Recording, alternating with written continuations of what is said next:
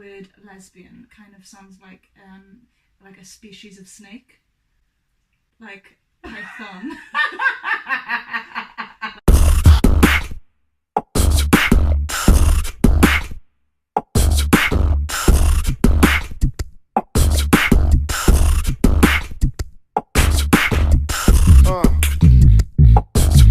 Team Jelani, welcome back. Hi guys. Okay, hold that thought. I know what you're thinking. Why are they sat in bed with their pajamas on? Well, that's because this is our new series, Billow Talk, where we do just that. Sit in bed and discuss topics that interest us. Okay, let's get back to the video. Welcome back to our channel. As you can tell by the title, we're going to be doing a series. We're going to be doing the series on my channel and this channel. So you'll have episode 1 on here and episode 1.5 on mine. Episode 2 on here, episode 2.5 on mine. In this episode, we're going to be talking about our coming out story, and on this channel, we're going to be doing it focusing on me and my coming out story. And then on my channel, we're going to be doing it about me and my story. So, where do we start? How would you like to be addressed? Gay? Okay. Yeah, I go with gay. The word lesbian kind of sounds like a species of snake, like python. Like, I've never heard that. You've never said that. Basilisk. Lesbian. See, I think it sounds really sexual to me. Does it? And a bit like a swear word. Like a swear word? Yeah.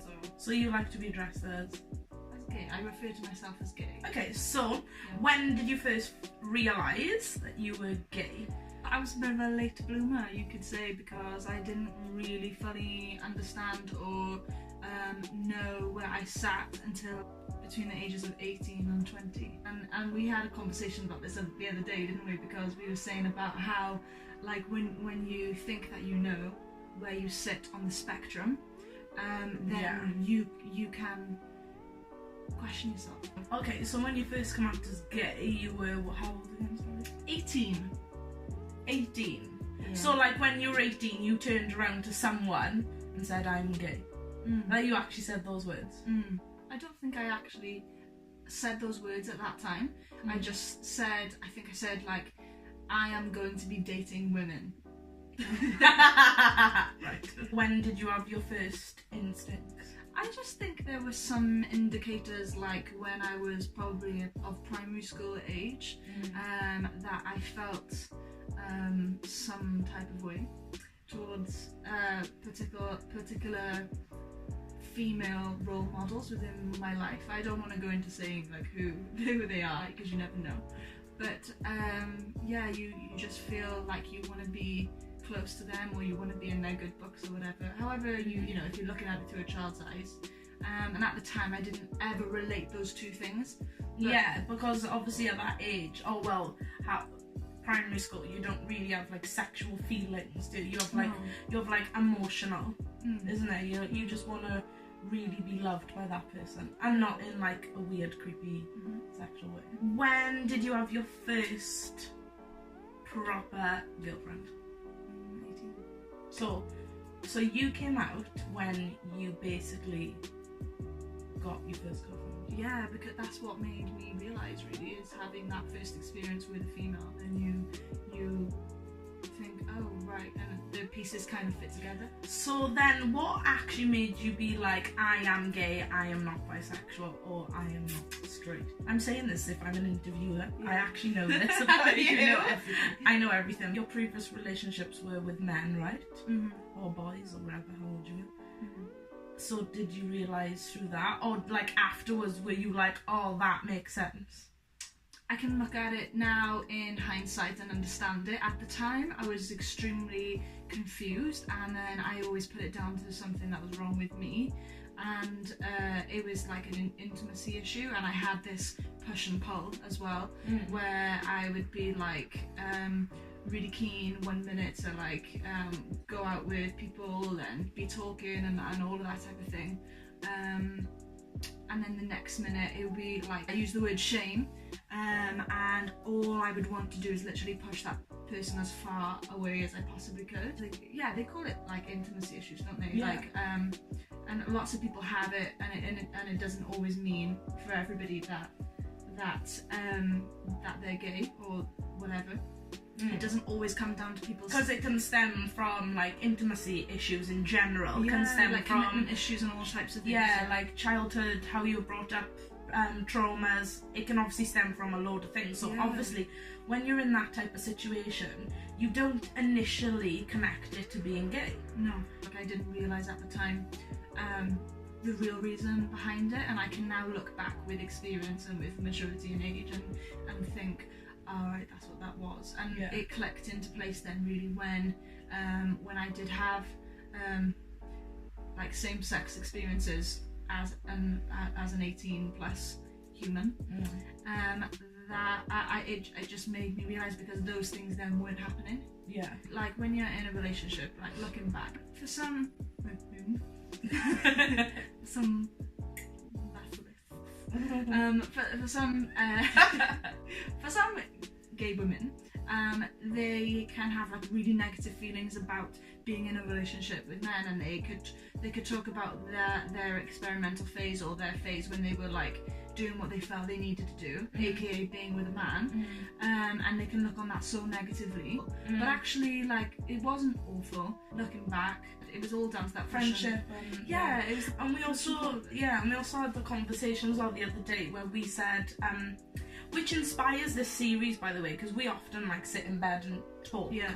Literally, we can talk for hours and hours and hours. So that's what's inspired this series, actually. But when we had the conversation, we also said about how, and loads of people do it to this day, you feel like because you love someone, you should be in a relationship, as in like boyfriend, girlfriend, girlfriend, girlfriend, boyfriend, boyfriend kind of situation, just because you love them. But actually, that doesn't necessarily mean that your connection is enough to be in a relationship. You can have a relationship with someone without a sexual connection, or without sexual intimacy happening throughout the whole thing. Yeah. Do you know what I mean? Oh yeah. So when before you realised you were gay, you also obviously love the person, because if you've got a friendship with someone, you can absolutely adore them and love them, and then you realise, actually, this is a friendship, a relationship like girlfriend, fiance, boyfriend, whatever. There's so many different elements to that you wouldn't have with a friend. Do you know what I mean? There's, especially with things that you're happy to be open with someone like your fiance, rather than like there's things I've told you that I'd never tell a friend. You know what I mean?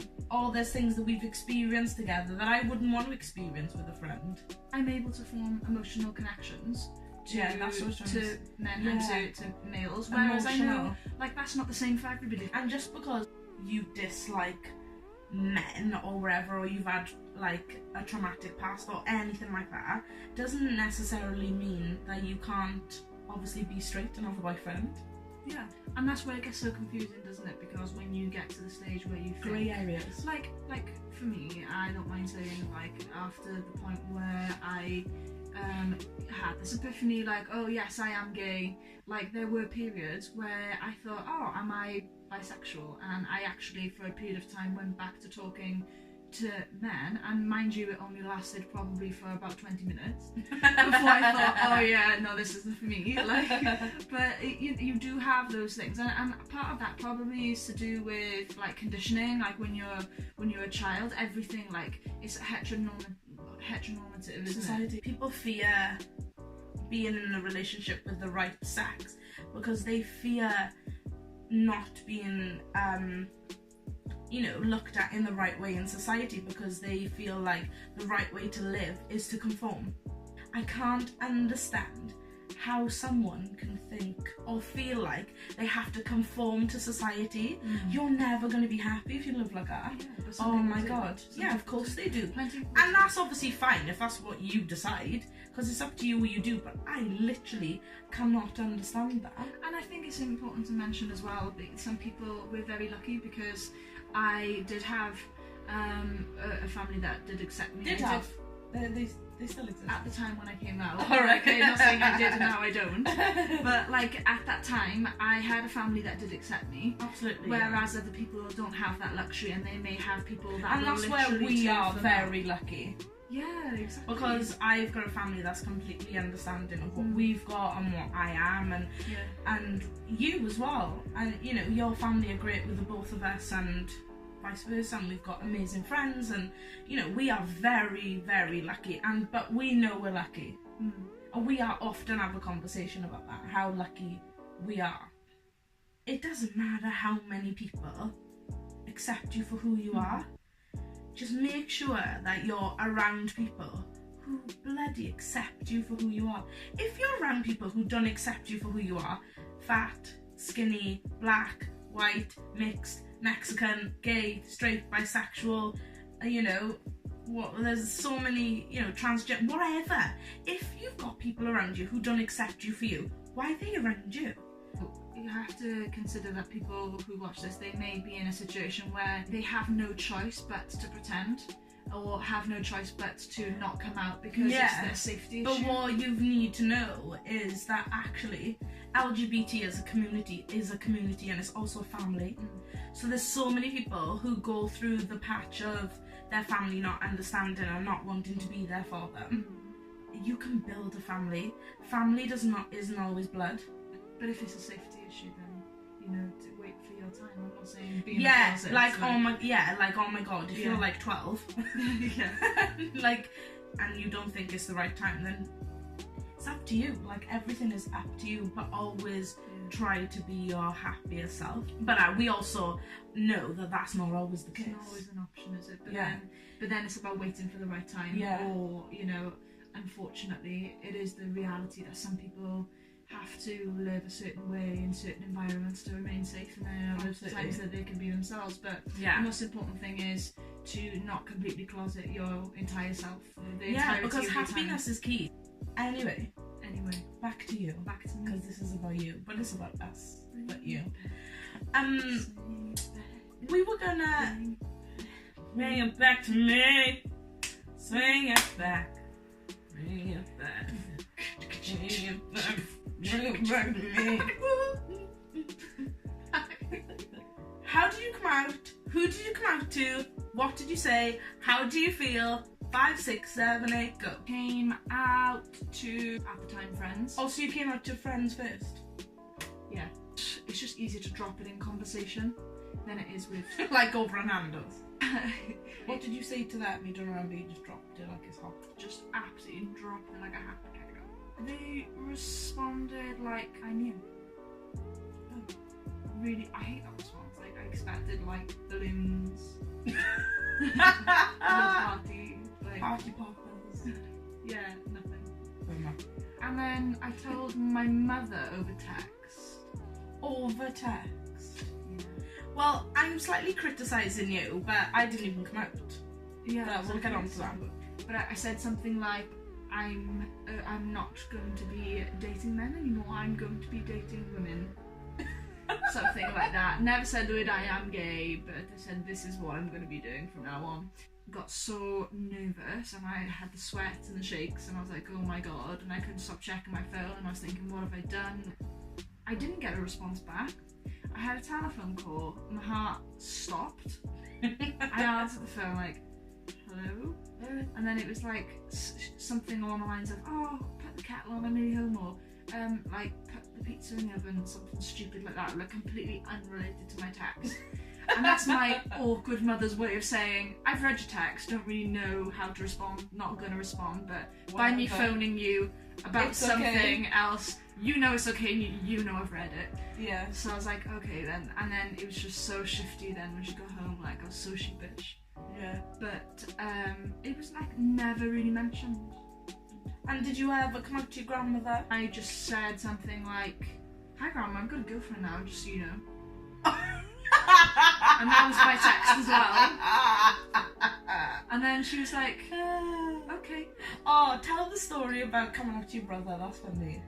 Oh my god, yeah, so my brother is also gay, identifies himself as gay, and so we're a gay old bunch.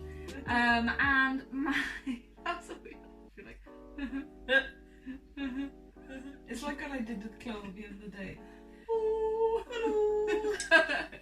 My brother like came out indirectly as he was like walking up the stairs with his back to me and my mother, and I think me and my mum looked at each other like, did he just say that? What did Like, he say? oh, I can't remember the conversation, it was ages ago again, but it was something along the lines of, his remark was something like, wow, good thing I'm gay then, isn't it? And then carried on walking up the stairs, like as if you just said like, I mean, like, good thing the sky's blue, isn't it? Like, it was like such a matter of fact thing, and man, I was like it's raining then. like, did I give me any other, like, did I just hear that?